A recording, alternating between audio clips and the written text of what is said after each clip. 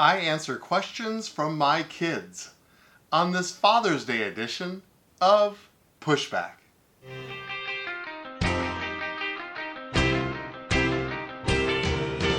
Go, go, go, Jonny, go, go.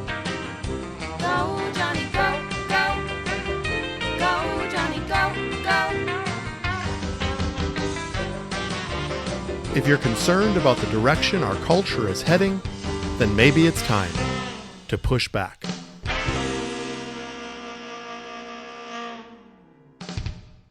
Hello everyone, and welcome to Pushback. I'm Dr. Jonny, and I have a fun episode for you this week because I am going to answer questions from my 8 children. I asked them to all write one question, and since it is Father's Day week, I said it could really be about anything, although maybe about Father's Day, but anything goes. And I have not pre-read these questions. So the nice part about that is I had very little prep work for this week's podcast. The downside for me is that I had no prep work for this week's podcast. So I have absolutely no idea what these questions are or even who they're from. I had my 8 children do these, and so the subcategory part of this episode is that I'm going to try to guess who wrote these questions. Which child wrote which question? So I will take a stab at that from what I know about them. I think the over-under is going to be about 3. Let's see if I can get this right or not. And then next week's podcast, I will reveal to you how I did. So here it goes, because that gives about 3 minutes per question or so. So I'm about to reveal the first question, and so here it goes. And this is the question: what is your favorite memory of Mom? What is your favorite memory of Mom? So, of course, I have to think of these spontaneously. So let me see. Well, one of my favorite memories of my wife, Amy, is when we first met. We actually met at church, and our eyes literally met across the sanctuary. And then I spent the next several weeks trying to muster up enough courage to actually talk to her. And so then one Sunday, we actually ended up sitting near each other, looking back most likely on purpose. And then we actually did engage in conversation. One of my best memories was I actually played on a intramural football team at the time. And I had a game that night, and we were chatting and we were talking. And I said something to the effect of, I would invite you to come watch me play football. However, it is very cold outside. Of course, I was giving her an out because I had no idea really how she felt about me or if she was interested at all. And so I gave her the out. I said, well, it's pretty cold outside, otherwise I'd invite you. And her response was, well, I have a coat. And so that was the beginning. And so that was wonderful. So she did come with me. And you should have saw the look on my best friend Chuck, his face. And so if you're listening, Chuck and Steph, to this podcast, you'll remember this as well, because I showed up with this girl. Now, Chuck and I were very close friends. We grew up as next door neighbors. And when I showed up with this girl and he knew nothing about it, he had this forlorn, stricken look on his face, and it was actually a little bit rude to Amy because he was so taken back that I would have the audacity to show up without running it by him first. Show up with a girl without running it by him first. So we've had many wonderful memories after 26 years of marriage, but that's one of my favorites because it got all things started. So what is your favorite memory of Mom? This sounds like one of my daughters would have asked this question, and I'm thinking that I'm not so sure our youngest Sadie would think about that kind of question. So I'm going to go with Lydia on what is your favorite memory of Mom. I think Lydia is more of the romantic, and so I think she would go with that. So I'm writing in Lydia for question number 1, and we'll see if I'm right. Okay, question number 2. What is the best advice you've ever been given? What is the best advice you've ever been given?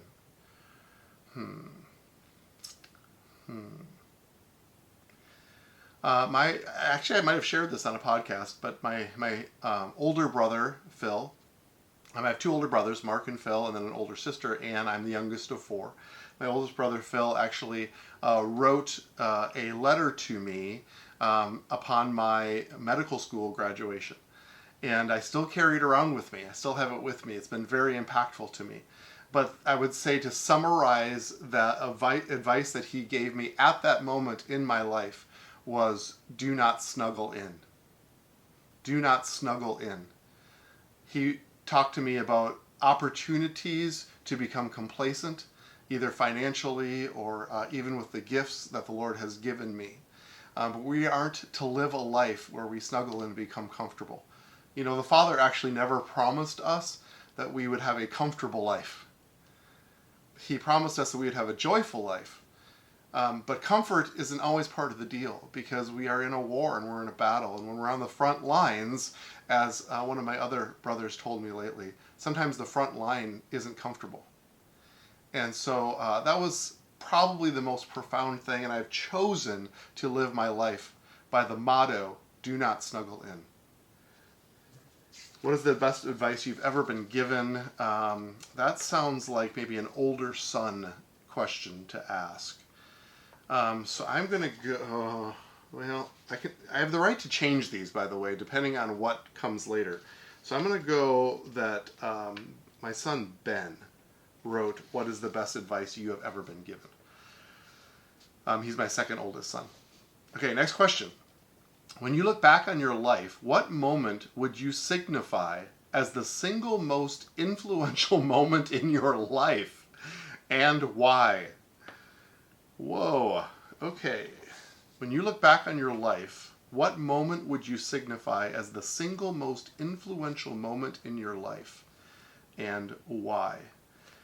Well, it's not really answering the question appropriately, because when I look back on my life, I look at really the spiritual impact moments where I either got blasted by the Holy Spirit. I can't necessarily give one moment, but it was a series of moments that made the Holy Spirit and the Godhead very real in my life. Because, you know, there's no real theology about getting blasted. When it happens to you and the reality of God hits you, I remember that being the case at a very young age. When I talk about my Christianity, though, and giving my heart to the Lord, obviously most people would look at that as the single most important moment in their life. I actually go back to when my father was pastoring a small church in Hudson, Wisconsin. And I remember the authenticity of worship that took place in the small church. And I was just a young boy, probably, adolescent, 12 to 14 years of age, I believe. And I remember thinking some of this is a little weird in the extravagant worship that I saw, but it was real. And I remember looking at that and how it impacted me. And I still look at those moments of the authentic worship that took place in those moments as the Father's love really impacting me in a real way. And of course, meeting my wife, as we mentioned earlier, also was perhaps the greatest and one of the most influential moments as well. So unfortunately, I gave about 3 or 4 of those, but it's those points in time of the reality of God, that He's not somebody just in the Bible. He's not a story. He's not a fictional character. He's real and He's alive. And I had many of those moments throughout my life that have impacted me in a great way. Okay, so which of my children asked that question? The most influential moment in your life and why? That feels like an Emma, who's my oldest daughter, just feels like something that she would ask. So I'm going to go with Emma on that one, but I could change things. Okay, next question. If money was no object, where would you go? If money was no object, where would you go? Well, I'm assuming we're talking about the Earth, so it can't be like the moon or something like that. I'm not so sure I'd go to the moon. Obviously, I love history. And so I tend to migrate towards historical places, and there would be no greater historical place than Israel, of course. And so if money was no object, I would go on a tour of Israel, but a tour of Israel that wasn't just touristy, but really went deep into the places that we went to. Obviously, my wife and I have been dreaming over a Mediterranean cruise trip, and we've been trying to go for the last 2 years, but they've been canceled twice because of COVID. And you can see the strain in my voice because we were both kind of pouty about it, honestly. And so we will do that at some point. But if money was no object, Israel would be the answer. Okay. If money was no object, where would you go?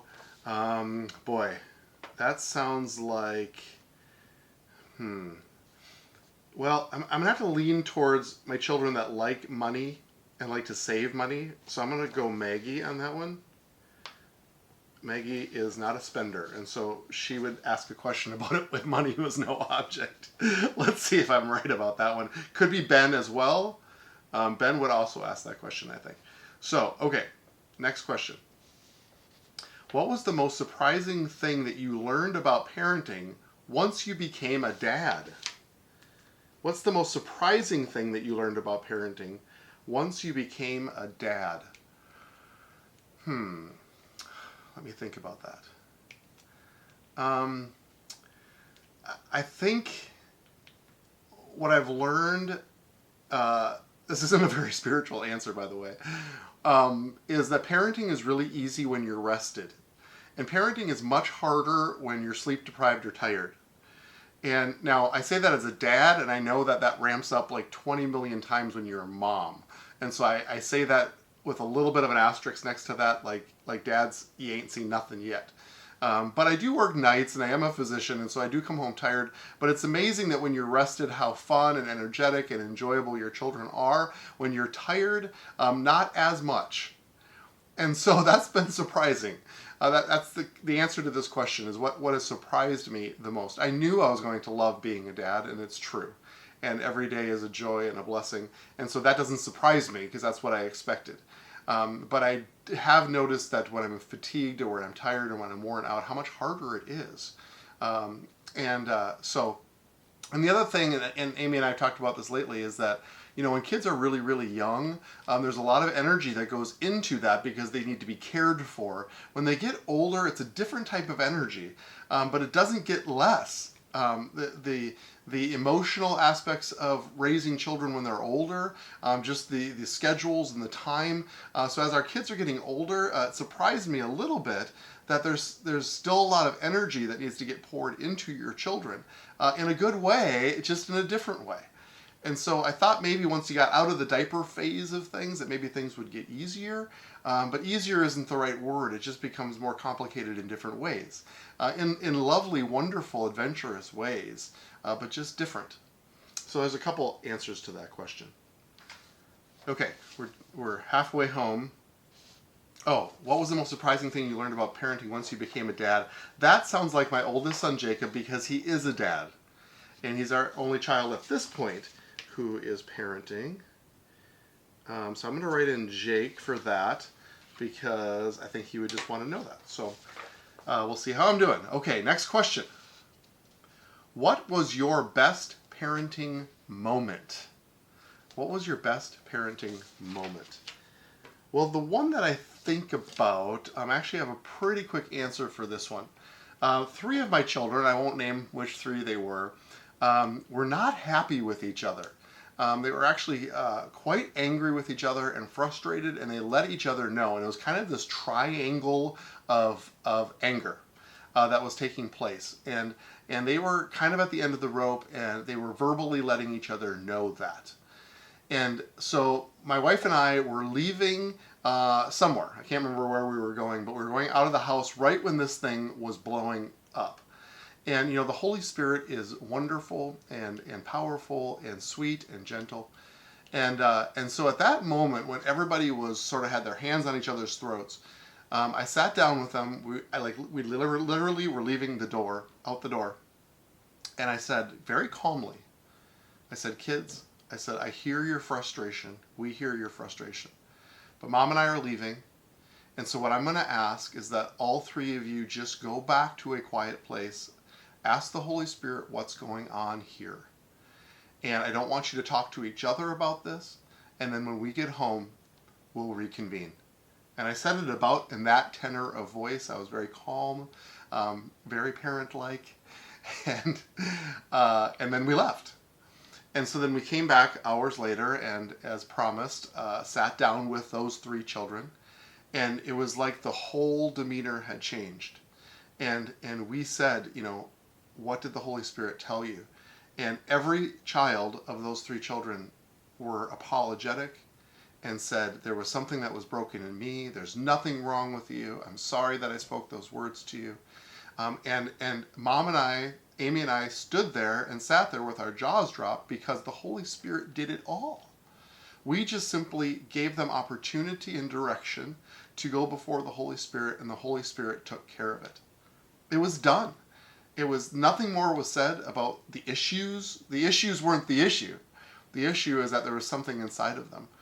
And so I look at that as one of my best parenting moments because I didn't parent other than to direct them to the Holy Spirit. And the Holy Spirit took care of it. He's a much better parent than I am. That is for sure. And he's always going to be a better father, dad. As we look at Father's Day, the key is to direct our children to the Father's voice. And if we can do that, those are our best parenting moments. So which of my children wrote, what was your best parenting moment? Best parenting moment. Best parenting moment just sounds like a boy thing to say because boys are just a little competitive, and so if you use the word best, I'm going psychology on this. So I'm going to go that Elijah wrote that. What was your best parenting moment? So we'll see if I'm right about that. Okay, next question. Do you think the mental health issues, for example, anxiety, depression, etc., going on in the youth, young adult community can branch from social media? Okay. Now, here's a question. Let me read that again. Do you think the mental health issues, anxiety, depression, going on in the youth, young adult community can branch from social media? Well, first of all, I think I'm going to change some of my answers above based on that question because I think I might only have Silas and Sadie left, and I don't think either of them wrote that question. Okay, so anxiety, depression. It's real. It is extremely prevalent in our young people right now, and I think this is the heart that people are seeing for sure.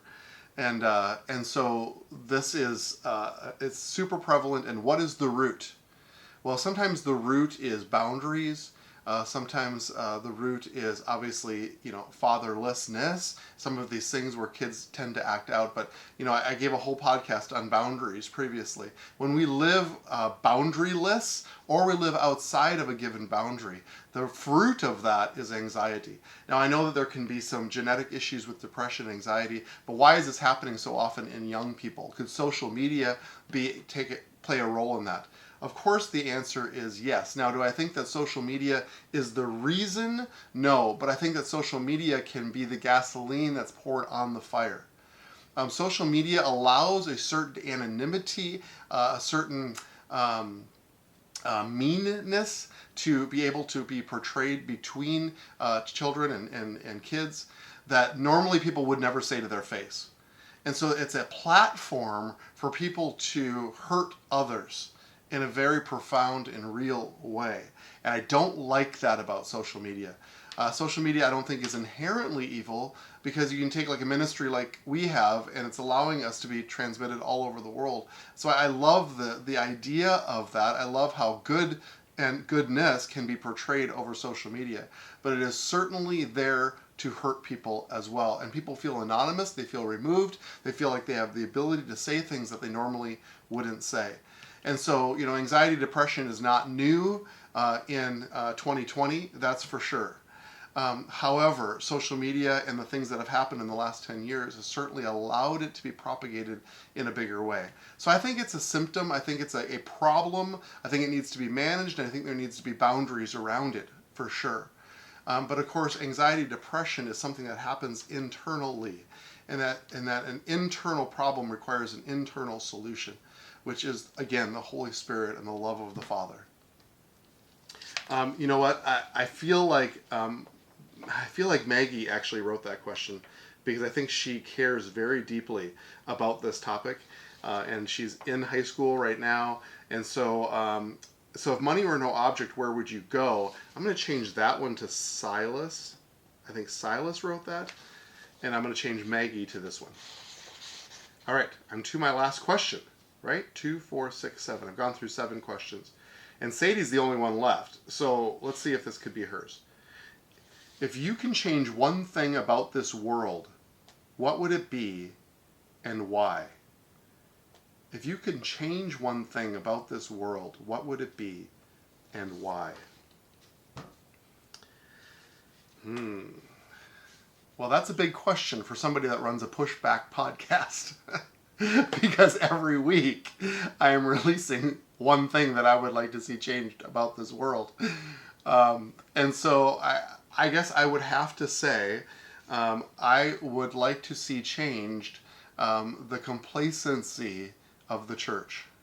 If I could pick one thing, because you've heard it a million times, I've said that we are the ambassadors of Christ and we are the representative of heaven. If it's not us, who is it going to be? And so much of what I do on this podcast is sort of pound my fist on the table and say, people, this needs to matter. We need to have language for what we believe, and we need to get out into the world and love them well.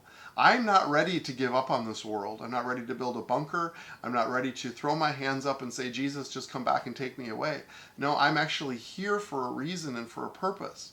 And so if I could change one thing in this world, it would be that the church would snap out of it, would break out of its slumber and out of its sleep and rise up and become everything that it was created to be. Because that's all it needs. You know, we talk about revival and awakenings. It's not God who needs to be revived, and it's not God who needs to be awakened. It's his people here on this earth. And so that's what we're calling for, and that's what I'm hungry for. And so that's a great question. Which one of my children asked it, because there's so many ways I could have answered that question. But I think if that gets solved, if the church wakes up and rises up to what it needs to be and what it was called to be, then I think all of these other things will fall into place. Because I'm not preaching the gospel according to Dr. Jonny. I'm preaching the gospel of Christ and his word and his ways, and his ways are higher than our ways. And so that's how I feel about that. What would you change about this world and why? Do I think Sadie wrote that question? Okay, so what is your favorite memory of Mom? I'm going to go back to that one. And I'm going to say that Sadie actually wrote that question. What is your favorite memory of Mom? Because Sadie's kind of sweet like that and also romantic, so I think she would like that. And if you could change one thing about this world, what would it be and why? That feels like a Lydia question to me. Because she's a little bit about, like, go and save the world as well. So, all right, in summary, what is your favorite memory of Mom? I'm going to say Sadie. What is your best advice you've ever been given? Ben. When you look back on your life, what is the single most influential moment? I feel like that's Emma. If money was no object, Silas. What was the most surprising thing that you learned about parenting? Jacob. What was your best parenting moment? Elijah. Do you think mental health issues, anxiety, depression is a result of social media? Maggie. If you can change one thing about this world, what would it be and why? I'm going to go Lydia. So we'll see how many of these I got right. Those are my 8 beloved children. And on this Father's Day podcast, I just want to tell my children that I love you very much. Very proud of you. I believe in you.